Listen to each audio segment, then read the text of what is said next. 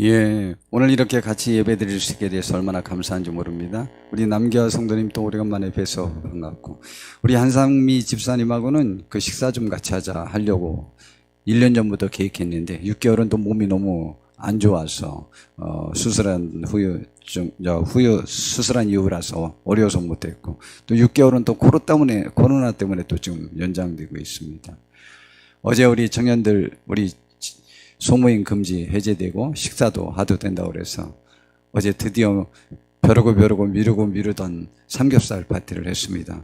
근데 정말 어제는 진짜 맛있게 먹었어요, 제가. 우리 청년들 얼마나 수고했는지 모릅니다. 종진이 청년, 동민이 청년, 다른 청년들 열심히 굽고 봉사하고요. 전도사님이요, 한 정말 4-5시간을 준비했을 거예요. 그리고 마늘을 썰었는데 제가 마늘 썰을 때 꼭 얇게 썰으라고 그랬거든요. 여지껏 마늘 썰은 것 중에 제일 잘 썰었어요.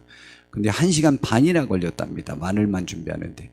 그리고 양파도 미리 썰어놔서 좀 물에 담가놔가지고 맛있는 소스에 있는데 기가 막히더라고.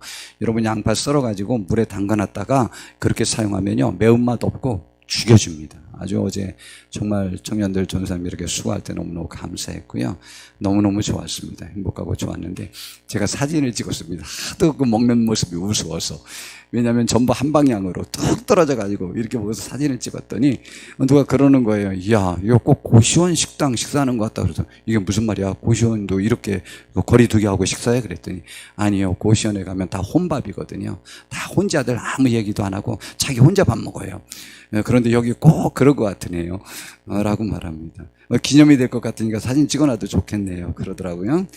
예, 여하튼 우리 하나님 앞에서 우리 한국교회가 더욱더 일어나 빛을 발하는 축복이 있길 바라고, 현 어려운 시기를 잘 극복하고 지혜롭게 행하여 다시 한번 그 영향력을 되찾을 수 있는 축복이 있기를 바랍니다. 저는 성경 말씀 중에 잘 이해가 되지 않는 몇 말씀들이 있었습니다. 그 중에 하나가 오늘의 말씀입니다. 무릇 그리스도 예수 안에서 경건하게 살고자 하는 자는 박해를 받으리라. 이게 왜 제가 이해가 되지 않았느냐면요, 제가 성경에 흠취했을 때인 1970년대에는 지금과 다르게 오히려 우리 신앙인들이 더 인정받고 대우를 받았지 교회와 신앙 때문에 손해보는 일이 없더라고요. 한 예를 든다면 제가 시골에서 병천고등학교를 다녔는데 그때 5반이 있었거든요. 한 반에 60명씩, 5, 6, 30, 약 300명이 있었는데 그 중에 우리 학생들 중에, 우리 친구들 중에 교회를 다니는 사람들이 저 포함 5명이었습니다. 근데 서울로 제가 가련동에 있는 대성고등학교로 전학 왔거든요. 그랬는데 그 대성고등학교 중에 반에서 10등 안에 드는 아이들은 7명에서 8명이 교회를 다니더라고요.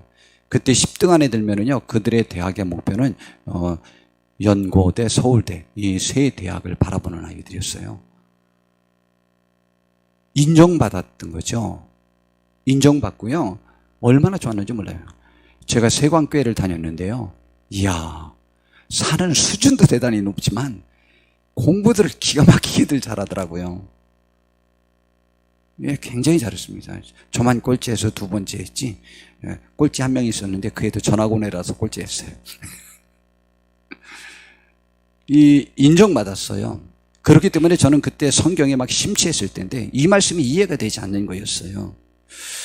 그런데요, 지금은 이 말씀이 저는 완전히 맞다고 생각합니다. 성도님들, 제가 성도님들에게 여쭤보겠습니다.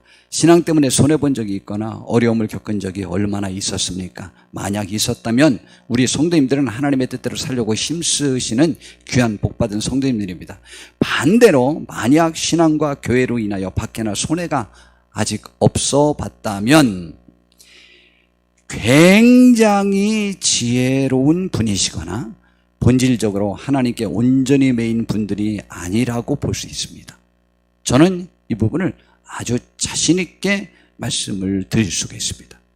그러므로 오늘 성경 말씀은 반드시 옳다. 무릇 그리스도 예수 안에서 경건하게 살고자 하는 자는 반드시 박해를 받는다는 말씀에 저는 동의를 합니다.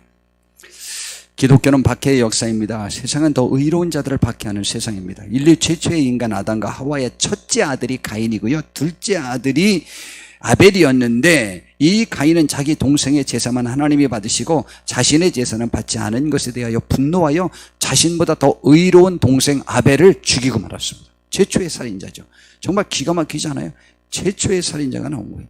최초의 살인자가요, 지금 아담과 하와의 첫째 아들이 그렇게 했어요. 그 다음에 예수님은요, 이 세상에서 가장 의로우신 분이셨지만 불의한 종교지도자들과 세상 권력의 손을 잡고 십자가에 못 박아 죽이고 맙니다. 그리고 예수님의 제자들은 모두 다 신앙을 위하여, 하나님을 위하여, 주님을 위하여, 교회와 성도님들을 위하여 순교합니다. 그러나 그들이 죽음으로 실패하거나 끝나버린 것이 아닙니다. 그들은 죽음으로 부활과 구원에 이르고 다른 이들에게 생명의 열매로 꽃을 피웠습니다. 세계에 있는 기독교인들이 지금 얼마나 핍박을 받고 있는지, 박해를 받고 있는지에 관해서 2019년과 2020년 세계 기독교 박해 통계를 좀 살펴보면요, 기독교 박해 국가가 73개 국가고요, 기독교를 멸시하는 나라가 151개 국가고요, 박해를 경험하는 기독교인이 8억 명이고요, 높은 수준의 박해를 경험하는 기독교인이 2억 4,500만 명이에요. 그러나 교회와 기독교인들에 대한 박해는 해마다 점점 더해지고 있고요, 10년 전 1억 명이었던 높은 수준의 박해를 경험하던 기독교인들의 숫자는 2억 명을 넘어선 지 오래입니다. 세계 주요 박해 요인이 있는데요, 첫 번째가 극단적 이슬람의 팽창입니다. 두 번째, 종교 민족주의 발행입니다. 이게 지금 굉장히 많습니다. 그 다음에 세 번째, 국가 및 지방 정부에 의한 탄압입니다. 우리나라와 같은 상황이죠. 자, 순교를 2020년과 2019년으로 나눠서 해봤는데요, 2019년에는 순교가 4,305명이었어요. 근데 지금 반밖에 지나지 않았는데 2020년에는 2,983명이에요. 교회 방화 및 공격이요, 2019년에는 1,847건이었는데 벌써 지금 반밖에 안 지났는데 9,488건이나 있었습니다. 재판 없는 투옥 및 구금이요, 작년에 2,625명이었는데 올해는 반밖에 안 지났는데 3,177명이에요. 여러분, 지금 박해가 더 심해지고 있다는 것이죠. 점점 현대로 가까워지니까 박해가 없어졌다, 우리가 이렇게 생각할 수 있는데 반대죠. 박해에 대한 주님의 교훈의 말씀이 있습니다. 그 중에 가장 첫 번째 나와 있는 말씀이 마태복음 5장 10절부터 나와 있는 팔복에 나와 있는 말씀입니다. 8개의 복이 있고 그 복을 말씀하시고 그에 대한 그 축복을 말씀하셨는데요, 그 중에 가장 큰 축복이 무엇이냐라고 할 때 많은 학자들이 천국을 소유할 수 있는 것이 가장 큰 축복이라고 이렇게 생각합니다. 그런데요, 그 천국을 소유하는 두 가지의 그 복이 있는 사람에 대해서 말하고 있는데, 첫 번째가 심령이 가난한 자는 복이 있나니 천국이 저희 것이며 라고 했습니다. 심령이 가난한 것이 복 중에 첫 번째입니다. 이 말은 무슨 말이냐면은 내 심령이, 내 마음이, 내 영혼이 항상 갈급한 거예요. 부족함을 느끼는 거예요. 하나님이 아니면 채워줄 수 없다고 생각해서 그분께 도움을 끊임없이 청하며 그분의 은총을 기대하는 그러한 심정입니다. 그 심정이 천국을 소유할 수 있는 사람이라고 말하고 있고요, 그 두 번째로는 의를 위해 박해를 받은 자는 복이 있나니 천국이 그들의 것임이라는 것이죠. 저 단어가 좀 특이하지 않아요? 의를 위해서 박해를 받는 자는 이라고 말하지 않고 받은 자예요. 여러분, 천국 가기 전에 우리 성도님들은 반드시 박해를 받고 가셔야 돼요. 신앙 때문에. 만약 신앙 때문에 박해를 안 받았다면 성경에는 진정한 신앙인이 아니라고 보는 것이죠. 진정한 신앙인은 세상에서 사는 동안은 박해받을 수 없다고 본 거예요. 그러면서 나로 말미암아 너희를 욕하고 박해하고 거짓으로 너희를 거스려 모든 악한 말을 할 때에는 너희에게 복이 있다 그랬어요. 오히려 그때는 복이 있다는 거예요. 기뻐하고 즐거워하라. 누가복음에서는 손뼉치며 기뻐하라 라고 했어요. 기뻐하며 즐거워하라. 하늘에서는 너희의 상이 큼이라. 너희 전에 있는 선지자들도 이같이 받게 하였느니라 라는 것입니다. 그리고 마태복음에는 우리들의 삶의 방향에 관해서 또 이렇게 말씀해 주고 있죠. 7장에 보니까 좁은 문으로 들어가라. 멸망으로 인도하는 문은 크고 그 길이 넓어 그리로 들어가는 자가 많고 생명으로 인도하는 문은 좁고 길이 협착하여 찾는 자가 적음이라 그랬습니다. 성도 여러분, 좁은 길, 어려운 길이라도 그것이 생명의 길이면 우리는 갑니다. 여러분, 저는요, 주사를 어느 정도 무서워하느냐면 주사 공포증이 있어서 제가 병원에 갔을 때 수술을 위해서 어쩔 수 없이, 또 전염병 예방 주사를 위한 어떤 주사들, 이런 것 아니고는 일상 치료를 위한 주사는 제가 다 맞지 않습니다. 감기나 뭐 다른 어떤 주사들 저는 전혀 맞지 않습니다. 그래서 제가 병원에 가면은 아예 오늘도 목사님 주사 안 맞으시죠? 라고 그렇게 물어보십니다. 그래서 저는 주사 안 맞습니다. 그 정도로 주사 공포증이 있어요. 그럼에도 불구하고 하여야 될 수술은 하거든요. 저요, 양무릎 관절 수술 6년 전에 했죠. 허리 수술 3년 전에 했습니다. 왜? 그렇게 해야 되겠기 때문에. 여러분 그 수술 안 하면 여러분에게 생명에 문제가 있다면 여러분이 두려워하고 싫어하는 그 힘든 그 수술을 하시겠습니까? 안 하시겠습니까? 생명과 연관되면 당연히 합니다. 여러분, 우리가 주님을 섬기는 길은 이 세상에서 사는 동안 좁은 길이고 힘든 길이라고 할지라도 생명의 길이라면 가셔야만 하는 것이죠. 그런데 편한 길은 많은 사람들이 갑니다. 많은 사람들이 가는 길이라고 해서 다 생명의 길은 아닌 것입니다. 그러므로 우리는 세상 사람들이 가지 않는다고 할지라도 우리는 그 길로 갈 수 있는 축복의 길을 정말 바랍니다. 그래서 마태복음 10장에 보면 예수님께서 예수님의 제자들 12명을 전도하러 보내면서 그 주님이 가실 길을 미리 가서 좀 점검하면서 그 전진 기지를 좀 확보하기 위해서 제자들을 보냈습니다. 전도 훈련을 시킨 것도 같고 그 전도하면서 많은 것들을 경험하면서 신앙을 깨달으라고 했는데 보내시면서 주님이 하신 말씀이 있어요. 보라, 내가 너희를 보내면 양을 이리 가운데 보냄 같도다. 이 말씀이 기가 막히지 않아요? 여러분, 우리는 양인데 세상은요 늑대라 이 말이죠. 그러면 양이 늑대에 들어가면 이건 뭐 100%죠. 찢기거나 죽죠. 잡아먹히죠. 그걸 작정하고 가라. 바로 이 세상에 우리 기독교인들이 산다는 것 자체가 그럴 수 있다는 거예요. 그러면서 그러므로 너희는 뱀같이 지혜롭고 비둘기같이 순결하라. 그러니까 굉장히 지혜로워야 돼요. 그리고 지혜롭기만 해서만 되는 것이 아니고 본질적으로 순결하라 라고 이렇게 요구하고 있습니다. 우리가 이러한 사람들이 되어야만 합니다. 그리고 말합니다. 사람들을 삼가라. 기가 막히잖아요. 사람들을 만나 사람들을 전도하기 위하여 가는데 사람들을 조심하라는 얘기예요. 여러분, 우리 한국교회가 지금 근 10년 20년 동안 신천지 때문에 골머리를 앓았어요. 특별히 요 근래 몇 년 동안에는요 각 교회에서 신천지 때문에 정관을 전부 다시 개정했어요. 신천지 때문에. 우리 교회도 3년 전에 신천지 때문에 정관을 다시 개정했어요. 왜냐하면 법적 소송에서 신천지를 이겨야 되는데 정관에 신천지가 속이고 들어오면 안 된다는 정관을 넣어야 그 재판에서 이긴다는 거예요. 그래서 이 5년 내로 전국에 있는 교회들이 다 정관을 개정을 했어요. 신천지 때문에. 신천지 때문에 그 보기 쉽게 신천지 출입금지, 뭐 이단 출입금지, 이걸 왜 써놔야 됩니까? 그리고 한 5년 내로는요, 새신자가 우리가 모르는 사람이 오기만 하면은 교회에서 기뻐하지를 못해요. 이게 신천지인지 새신자인지 기뻐해야 될 일인지 조심해야 되는지. 이게 얼마나 불행입니까? 근데 이 코로나로 인해서 그 신천지가 또 이제는 없어져 버렸는데 또 코로나로 인해 신천지가 일반 교회도 무너뜨리려고 일부러 와서 확산시키려고 올지도 모른다는 또 불안감도 있었고요. 이번 금요일 날도 어떤 청년이 교회에 딱 와서 기도를 하더라고요. 근데 아무리 봐도 모르는 사람이에요. 근데 마스크를 안 쓴 거예요. 그랬더니 어느 권사님이 목사님 이거 안 되겠어요. 말해야 되겠어요. 불안해서 못 견디겠어요. 우리 이따 금요 예배 드려야 되는데. 그래가지고 본인이 굳이 가서 얘기하겠다는 거예요. 그래서 마스크 좀 쓰시고 하시면 좋겠습니다. 그랬더니 네, 그러더니 그냥 나가더래요. 그러니까 들어올 때도 마스크를 안 썼고 마스크가 없었던 거예요. 없다고 하면 좀 드릴 건데. 그런데 이게 참 교회가 삭막해진 거예요. 이거 마스크 안 쓰면 들어오지도 못하게 해요. 마스크 쓰라고 그러고. 얼마나 이게 교회가 얼마나 답답합니까? 저희 교회가요, 그 다른 교회는 다 문 닫아도 우리 교회 문을 열어놨었어요. 왜냐하면 제가 학생 때, 청년 때 교회에 기도하러 가면 다 문이 잠겨가지고 기도할 수가 없는 거예요. 그래서 저는 24시간 안 잠그는 교회를 해야 되겠다라고 했어요. 그랬는데요, 도둑들이 얼마나 많이 훔쳐가는지 제가 하루는 가만히 앉아서 얼마나 훔쳐갔나 계산을 했어요. 저는 좀도둑인 줄 알았어요. 2천만 원어치가 없어진 거예요. 이야, 이거 좀도둑이 아니다. 그래서 감시 카메라 달았는데 그 이후로 한 번밖에 안 없어졌어요. 여기 와서 또 한 번. 야, 근데 저 꽃은요 계속까지 가요. 저 연꽃이 펴가지고 얼마나 예쁜지 지금 막 너무 좋다, 작품이다 그러고 있는데 쑥대밭을 만들어놨어요. 이거 다 뽑아가지고 감시 카메라에 찍었어요. 월요일날 신고할 거예요. 얼마나 가져갔냐고요? 조금만 가져간 것도 7, 80만 원 이상 어치 가져갔어요. 그것이 가져가서가 아니고 좀 그렇잖아요. 우리가 키우려고 하는데. 여하튼 사람을 삼가라는 거예요. 이게 참 복잡한 문제예요.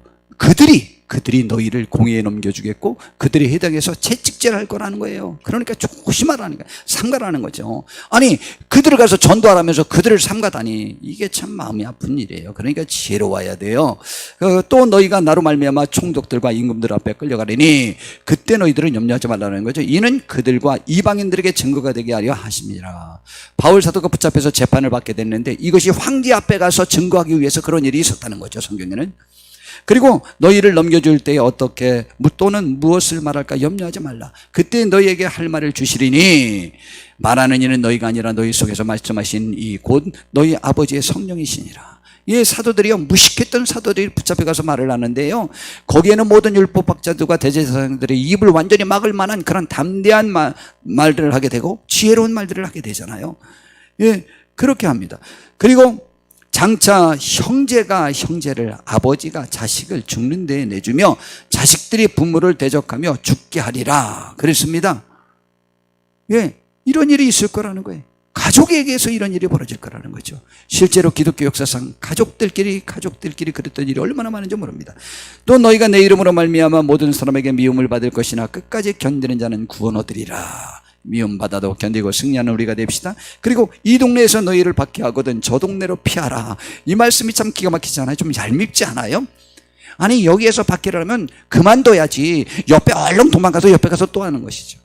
바울 사도를 거의 죽여놓고 죽인 줄 알고 내버렸는데 살아났는데 그 일어나자마자 다시 들어와서 또 전도해요.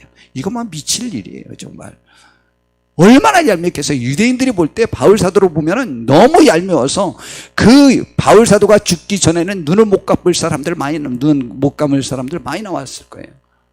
바울 사도가 그렇게 했어요. 주님이 말씀하셨어요. 이 동네에서 박해하거든 저 동네로 피하여 그곳에 가서 또 전하라는 것이죠. 그리고 이스라엘의 모든 동네를 다 다니기 전에 내가 오리라. 그러니 끝까지 하라 라는 말씀을 했습니다. 우리는 신앙의 가치는 무엇인지에 관해서 우리 짧은 동영상인데 한 번 봐서는 갑자기 지나가서 무슨 동영상인지 모를 것 같아서 보셔야 20초짜리예요. 잘 보셔야 돼요. 우리 2번 연속해서 보겠습니다. 뚜껑 열고 가져가세요. Okay, perfect. Okay.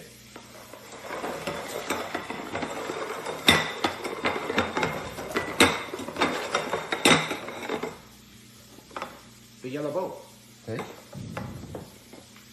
Take. Yeah. 너무 좋아합니다. 예, 이거 보니까 하나 가져갈 필요도 없대. 다시 한번 볼까요? It is. You find, you keep. It's yours. Okay, perfect. Look. Okay.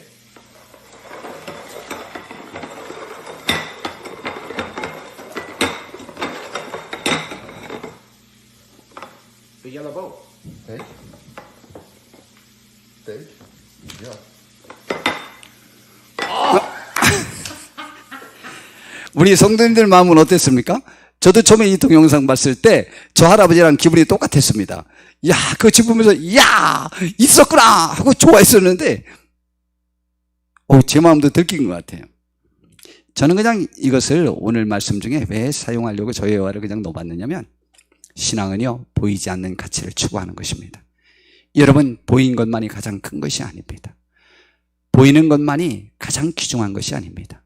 귀에 들린다고 해서, 눈으로 보인다고 해서, 잡힌다고 해서, 감각으로 느껴진다고 해서 그것이 나에게 가장 영향력이 있는 것도 아니고 가장 확실한 것도 아닙니다.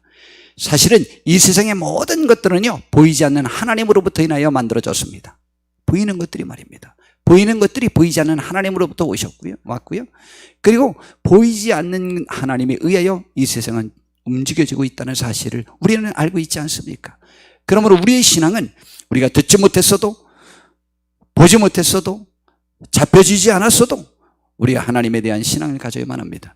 우리 성도님들 제가 자주 여쭤보지만은 기도하실 때 하나님이 누구야? 내가 너 사랑한다라는 말씀 들어보셨습니까?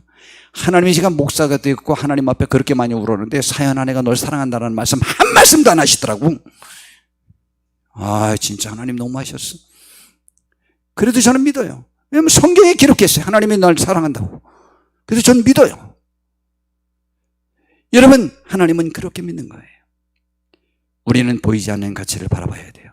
그래서 신앙인들이 이 세상에 보이는 것들이 풍성히 주어졌거나 그것을 다 잃었다고 할지라도 조금도 그로 인해서 개의치 않고 그 신앙을 지켰던 이유를 그것이라고 말하는 것이죠.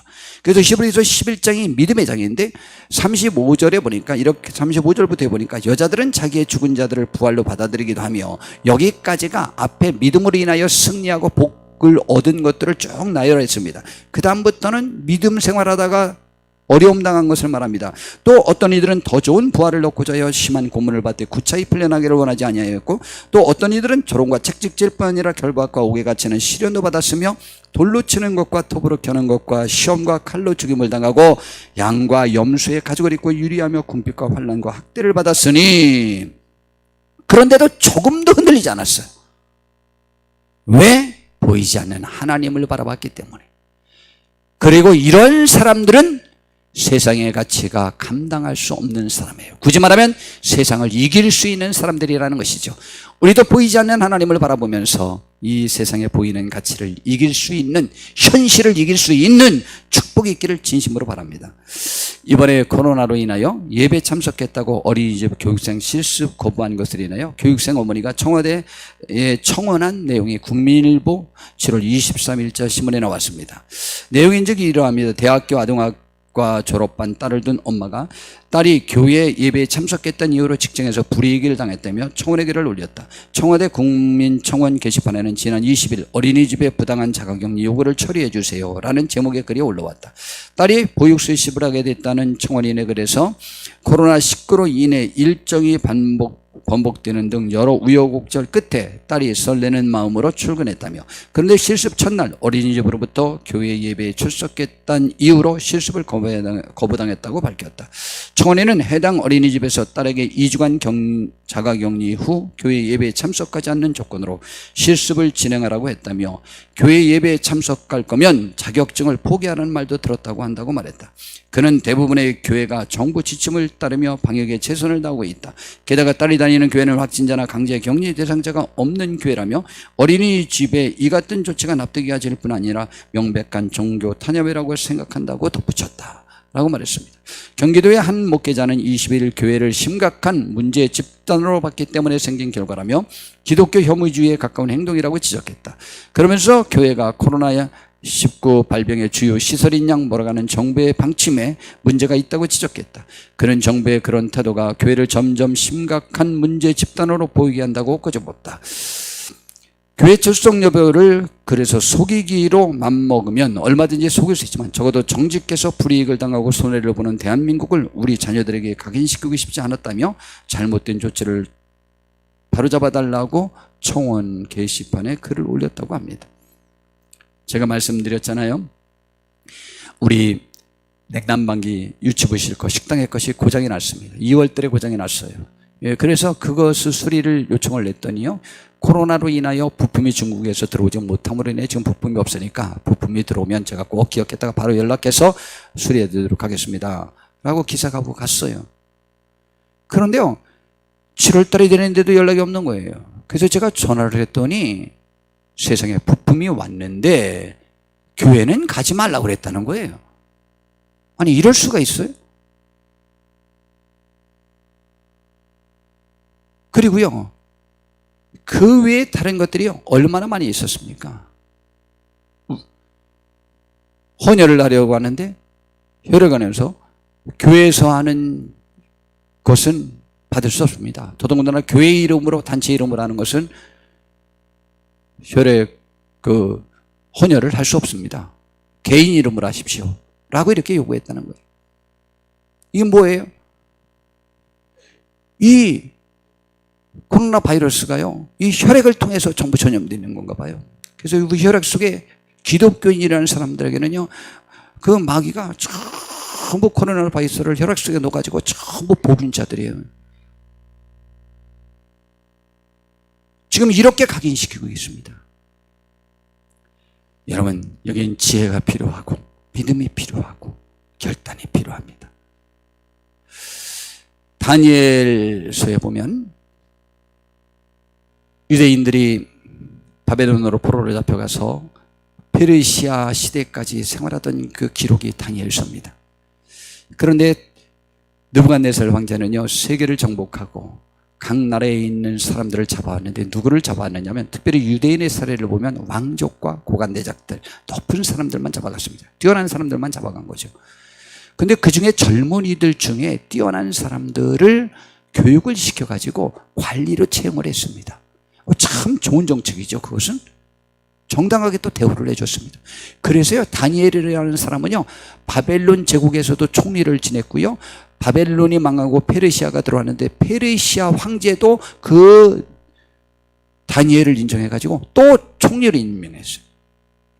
여하튼 이것이 다니엘서인데요, 다니엘의 세 친구 이야기 우리는 잘 알고 있지 않습니까? 느부갓네살 황제가 하루는요, 금으로 신상을 만들었는데 높이가 뭐냐면 60규빗이에요. 한 규빗은 그냥 길이로 어떻게 했냐면 사람의 팔꿈치로부터 손끝까지예요. 그래서 그냥 대략 우리는 45cm라고 이해하고 있습니다, 학자들은. 그래서 이걸 27m의 높이가, 그리고 너비가 지름이 6규빗 2.7m. 그럼 둘레는 3.14배니까 339 한 8m 이상 되는 둘레예요. 지름만 2.7m. 금으로. 야, 지금 그거 있으면 엄청 부자다. 야, 그럼 도대체 얼마나 나가는 거야? 그러면은 27m. 야, 대단하다. 여하튼, 그리고는요, 그 자기가 모든 악기를 동원해요. 악기가 연주되면은 그때 그 신호에 따라서 전부 바벨론 제국 내의 사람들은 절을 해야 돼요. 특별히 관리들은 반드시 절을 해야 돼요. 그런데요, 다니엘의 세 친구 사드락과 메섹과 아벳느고가 거기에 절을 하지 않았어요. 그래서 붙잡혀 갔어요. 그래서 황제 앞에 갔습니다. 그런데요, 이 사람들이 얼마나 그 느부갓네살 황제로부터 사랑을 받았냐면 그들이 너무 훌륭해서 그들의 이름을 하사해서 그 바벨론식 이름을 받은 거예요. 그 정도로 왕과 친밀한 신하들이에요. 그러니까 느부갓네살 황제가 더 화났어요. 그러면서 말합니다. 느부갓네살이 그들에게 물어 이르되 사드락 메삭 아벳느고야, 너희가 내 신을 섬기지 아니하고 내가 세운 금신상에 절하지 아니한다 하니 사실이냐? 이제라도 너희가 준비했다가 나팔과 피리와 수금과 사명금과 양금과 상원과 모든 악기 소리를 들을 때 내가 만든 신상 앞에 엎드려 절하면 좋거니와 너희가 만일 절하지 아니하면 즉시 너희를 맹렬히 타는 풀무불 가운데 던져 넣을 것이니 그 다음 말이 하나님을 더 괘씸하게 했을 거예요. 능히 너희를 내 손에서 건져낼 신이 누구이겠느냐라고 말했어요. 이 세 사람의 신기를 또 건드린 거예요. 신 얘기까지 하니까. 그랬더니 그 셋이 아주 담담하게 말합니다. 뭐라고 말하냐면 사드락과 메삭과 아벳느고가 왕에게 대답하여 이르되 느부갓네살이여, 우리가 이 일에 대하여 왕에게 대답할 필요가 없나이다. 왕이여, 우리를 섬기는 하나님이 계시다면 우리를 맹렬히 타는 풀무불 가운데서 능히 건져내시겠고 왕의 손에서도 건져내시리이다. 그런데 이 세 사람의 말이 그렇게 성경 규절을 증명하고 모든 사람이 다 아는 규절이 된 것은 그 다음 말씀 때문이죠. 그렇게 하지 아니하실지라도, 우리를 건져내지 않는다고 할지라도 왕이여, 우리가 왕의 신들을 섬기지도 아니하고 왕이 세우신 금신상에도 절하지 아니할 줄을 아옵소서. 그랬던 거예요. 우리도 이런 신앙 고백이 있었으면 좋겠습니다. 우리가 주님을 섬기는 이유가 무엇입니까? 그런데요, 이 말을 듣고 왕이 너무 화가 났어요. 뭐라고? 야, 풀무불을 지금보다 그 4배나 더 뜨겁게 해라.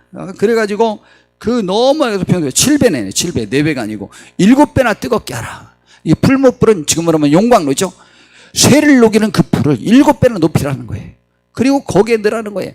근데 그 명령이 너무 급해가지고요, 그 죄수복으로 갈아입히기도 전에 그냥 관복을 입은 상태로 넣었어요. 그런데요, 그들을 집어넣는 사람들이 그 불길이 너무 뜨거워서 다 타 죽어버리고 말았어요. 근데 세 사람을 넣었거든요. 근데 세 사람을 넣었는데 세 사람이 죽는 것이 아니고 거기서 한 사람이 어디서 더 생기더니 4사람이 함께 그곳에서 거닐고 있는 거예요. 태연히. 풀무불 속에서. 그러니까 황제가 너무 신기해서, 야, 우리가 3명 넣지 않냐, 3명. 근데 왜 4명이냐? 근데 한 명은 꼭 인자 같아요, 인자. 굳이 말하면 예수님 같아 보인다는 것이죠. 많은 학자들은 그분이 예수님일 거라고 생각합니다. 야, 나와봐라, 너희들. 나와봐.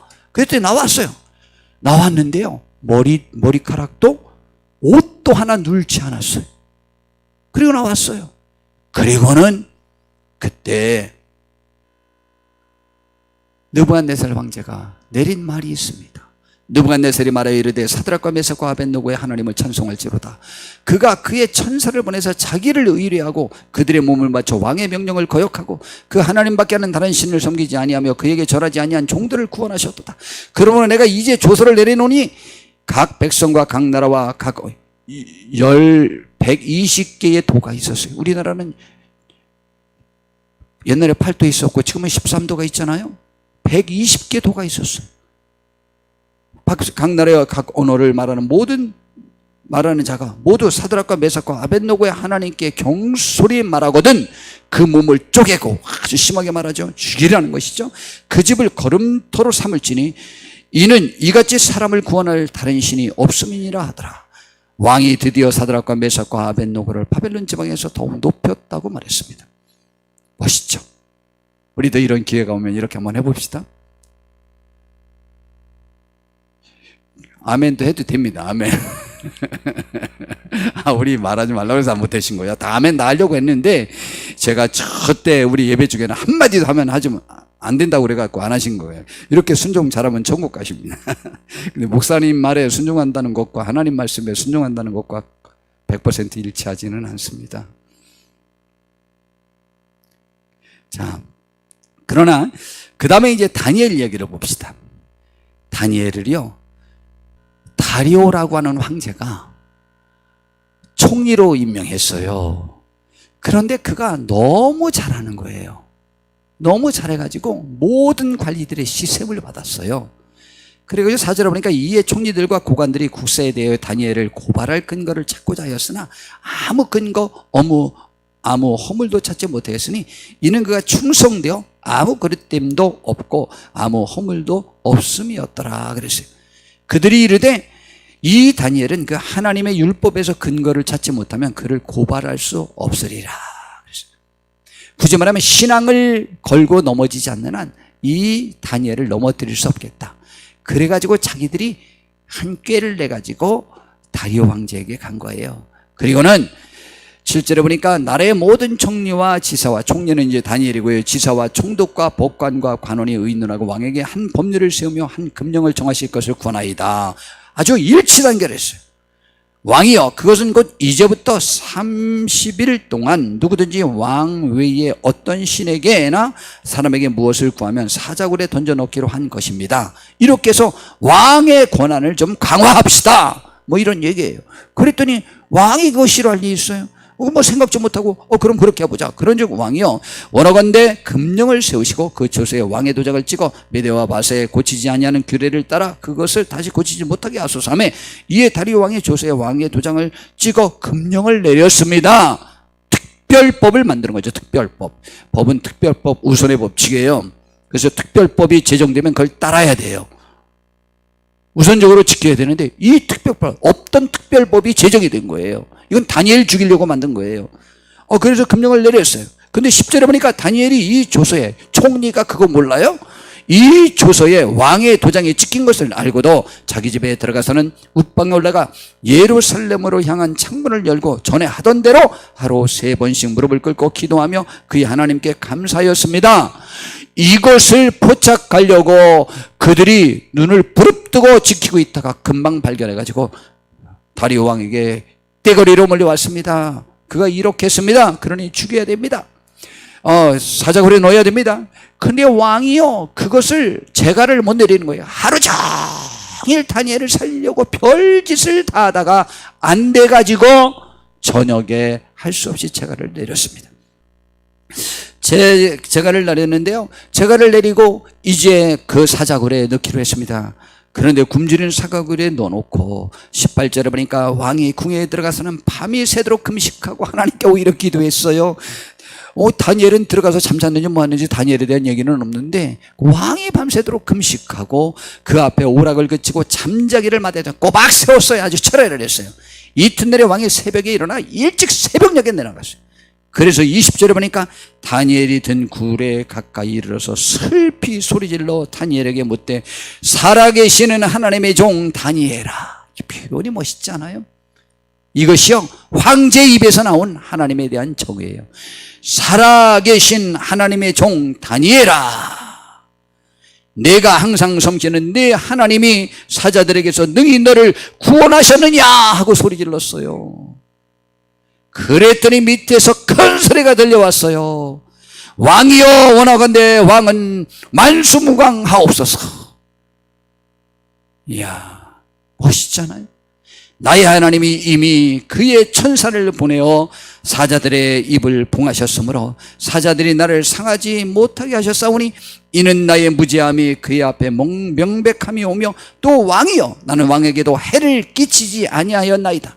나는 하나님께도 정직했고 임금님에게도 나는 해를 끼칠 의도가 한 번도 없었습니다. 왕이 심히 기뻐하며 명하여 다니엘을 굴에서 올리라 하매 그들이 다니엘을 굴에서 올린즉 그의 몸이 조금도 상하지 아니하였으니 이는 그가 자기의 하나님을 믿음이었다라고 했어요. 왕이 너무 화가 났어요. 저 다니엘을 고소한 모든 사람들 다 잡아와라. 다 잡혀왔어요. 고관대작들인데 다 다니엘과 경쟁하던 사람들이었는데 다 잡아왔어요. 그리고 그의 가족과 함께 묶어가지고 사자굴에 집어던져라. 사자굴에 놓는데요, 성경에 뭐라고 말했냐면 그들이 땅에 떨어지기도 전에 사자들이 받아 볕에 삼켜버렸다고 그랬습니다. 그리고 다니엘이 다리오 왕의 시대와 바사 사람 고레스 왕의 시대에 다 형통했어요. 굳이 말하면 제국이 바뀌었는데, 나라가 바뀌었는데, 정복당했는데 그 이전 총리를 그대로 총리로 사용되는 그런 축복까지 받았어요. 오랫동안 누리는 그러한 총리가 되었습니다. 예수님 당시의 사회 분위기도 그랬습니다. 요한복음 9장에 보니까 예수께서 길을 가실 때에 날 때부터 맹인된 사람을 봤습니다. 우리가 잘 아는 사건이 나옵니다. 지금 제가 예화를 드는 것은 다 우리가 다 알고 있었던 사실들이죠. 예화들이죠. 그런데 그 맹인이 내게 실로암가에 가서 씻으라고 해서 그 눈을 봤습니다. 그게 실로암이죠. 자, 그런데 그가 눈을 뜬 일 때문에 그 유대 나라에 난리가 났어요. 모든 사람들이 막 이제 예수님을 찾기 시작하고 높이기 시작하는 거예요. 이것을 시세바는 바리새파 사람들과 그 지도자들이 그 맹인을 불러서 물어봤어요. 너 정말 그 사람이 고쳐줬냐? 그랬더니 그렇다는 거예요. 근데 나 그 사람이 누군지는 모르는데 그 예수님이라는 분이 나를 그렇게 해서 고쳤다. 그러게 말하면서 그런데 그때 언제 고쳤냐? 그랬더니 안식일이었어요. 그랬더니 안식일 날 고쳤다고 예수님을 또 이제 잡아 죽이려고 작정을 하는 거예요. 그런데 지금 이 사람이 지금 예수님에 관해서 잘 알지 못하는 거예요. 그리고 이 사람이 진짜 그 사람인지에 관해서 자꾸 설왕설래가 있으니까 그 부모를 불렀어요. 그래서 19절에 이는 너희만의 맹인으로 났다 하는 너희 아들이냐? 그러면 지금 어떻게 해서 보느냐? 그 부모가 말합니다. 이 사람이 우리 아들인 것과 맹인으로 난 것을 압니다. 그러나 지금 어떻게 해서 보는지 또는 누가 그 눈을 뜨게 하였는지 우리는 알지 못합니다. 그에게 물어보소서. 그가 장성하였으니 자기 일을 말할 겁니다. 우리에게 묻지 마세요. 왜 그랬냐? 22절에 그 부모가 이렇게 말한 것은 이미 유대인들이 누구든지 예수를 그리스도라 시인하는 자는 출교하기로 결의하였으므로 그들을 무수함이로라. 이러므로 그 부모가 말하기를 그가 장성하였으니 그에게 물어보소서라고 이렇게 말했다고 하는 것입니다. 예수님 당시에도 그랬어요. 요한복음 12장 42절에서 43절에 보니까 그러나 관리 중에도 그를 믿는 자가 많되 바리새인들 때문에 드러나게 말하지 못하니 이는 출교를 당할까 두려워함이라 그랬어요. 굳이 말하면 예루살렘 성은 이미 예수님을 믿기로 작정한 사람들은 지금 중국 시진핑이 추진하는 것처럼 공산당 중에는 기독교인이 나오면 안 된다 라는 것을 고시한 것과 똑같은 거예요. 기독교인은 공산당원이 될 수 없다. 이 말은 중국에서 정치나 그 관리로서 어떤 일도 할 수 없다고 말한 거예요. 지금 중국과 똑같은 것이죠. 그래서 밝히지 못한 숨은 기독교인들이 있었다는 거예요. 그런데 그들에 관해서 성경은 이해해 주지 않습니다. 그들은 사람의 영광을 하나님의 영광보다 더 사랑했다라고 말합니다. 성도 여러분, 우리는 하나님의 영광을 더 사랑하십니까? 아니면 이 세상에 보이는 가치가 우리를 지배하는 힘입니까? 여러분, 물질과 보이는 세계는 정신세계를 이길 수 없다고 말합니다. 정신세계는 신앙의 세계를 또한 이길 수 없어요. 근데 지금 우리나라는 이념의 세계가 신앙의 세계를 침범하고 지배하고 있어요. 우리는 과연 무엇을 따를 것인지에 관하여 생각해 보셔야만 합니다. 우리는 사람의 영광보다는, 이 세상의 영광보다는 하나님의 영광이 우리들의 삶을 지배하는 원동력이 될 수 있게 되기를 진심으로 바랍니다. 우리 성도님들의 신앙과 한국교회의 신앙이 회복되기를 바랍니다. 기도하겠습니다. 주님, 우리를 잘 인도해 주셔서 복되게 하옵시고 하나님의 영광을 따라가는 귀한 하늘의 사람들이 우리 모두가 되게 하옵소서. 예수님의 이름으로 기도드렸습니다. 아멘.